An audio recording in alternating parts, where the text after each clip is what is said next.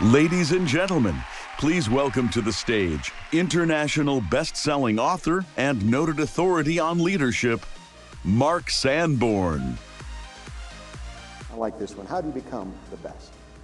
Not easy. I used to think becoming the best in any profession was the hardest thing you'd ever do. I don't believe that anymore. There's one thing harder. What is it? After you become the best, how do you get better? See, when you're number 3, you emulate number 2. When you're number 2, you copy number 1. But when you're number 1, there's nobody in front of you. You know, we talk about the fact that Nokia was at one time the best smartphone, cell phone, cellular device manufacturer in the world. Now they're a footnote, even though they still exist. And people erroneously say Kodak missed it. Digital photography put them out of business. Kodak invented digital photography. They just didn't do anything with it because they were so entrenched in film photography. And that's why I think you come together at meetings like this.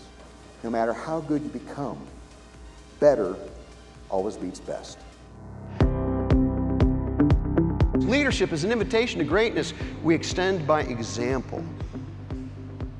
It's the ability to work with a leader and know that because you work with him or because you work with her, you are a better person. That's the leadership test. Who or what is better because of you? Is your store, your area, your community, can you see evidence that because of the influence you've had, people have grown, the community has been enriched, customers have been better provided service and help that they need to create their success? That is the question of Fred-like leadership. Who or what is better because of you? For over 30 years, I've been writing and speaking about leadership and how to turn the ordinary into the extraordinary. I'm no Johnny-come-lately. I've spoken to 2,600 audiences in 16 countries, and I focus on ideas that work in the real world. But ultimately, for a speaker, the proof is in the performance. Right now, you have some processes that you know have to be changed, but you haven't changed them. So who or what needs disrupted in your business? This is Charlie Munger. I love this quote from Charlie Munger. He said, "It is dishonorable to be any stupider than you need to be." You see, client service is only a means to an end, and that is client success. You will dominate the marketplace when you can demonstrate to your clients that by choosing you, they will be more successful than if they had chosen one of your competitors. And I don't care what market space you're in. Here's how you know you've got a really good person on your team. People ask them to solve problems they're not responsible for. They call in and they ask for a person, you go, well, that's not their department. They say, I don't care, I know they'll be able to help me. That's a service superstar. That's what I call a hero. What it takes is intentionality. Clarity coupled with consistent action. Clarity and consistent action equals intentionality. And 20 years later, I remember nothing else about the hotel. Why? Nobody remembers same. They remember different that is valued. And that is the goal of leadership. That's a goal of the Fred Factor is to make same different in a way that people say, that's really cool, and they tell others. I have a new book coming out October 15th. I talk about the 3 biggest shifts leaders need to make to be successful. And one of the 3 shifts I'll share with you today. Motivation is important, but it's not enough. Today you've got to inspire. You say, Mark, what's the difference? The inspiration is motivation to the power of purpose. 84% of millennials say they'd rather do work that matters than get professional recognition.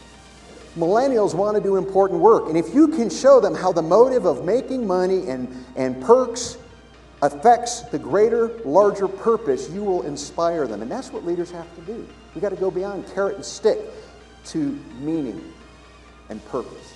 It boils down to what I call the 3 loves.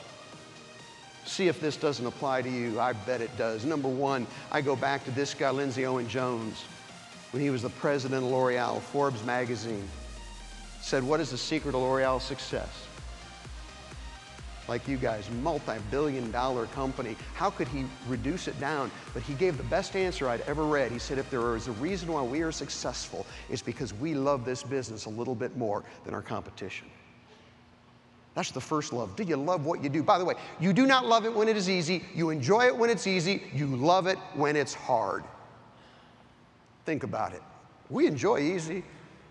But when you look back on your career, it's going to be the stuff that challenged you. It's going to be the problems that you overcame, the difficulties that you and your team surmounted. That's going to be your greatest source of pride. So number one, I hope you love what you do. Number two, I hope you love who you do it with. Got good news for you. You don't have to like everybody on your team, but you got to love them. And I define love as treating people with dignity and respect, regardless of how they make you feel. You say, Mark, is there a deal breaker? Is there some times when you shouldn't love somebody on your team? Only one that I know of, and that is when they are not as committed to the success of your colleagues and customers and Lowe's as you are. Then they should not be on the team. If they are not as committed to the success of their colleagues and customers and Lowe's as you are, that is the deal breaker, because you can put up with a lot of diversity and difference in worldview if you share that commonality. That's the second love. Loving who you do it with. And the third love, folks, you can see this coming a mile away because you're a smart group.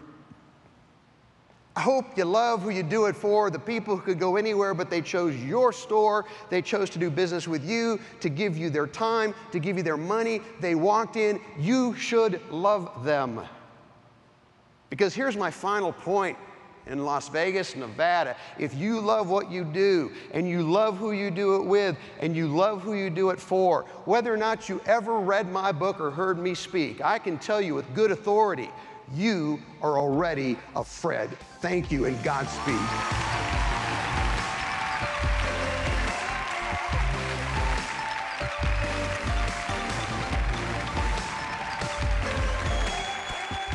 I'd love to work with you.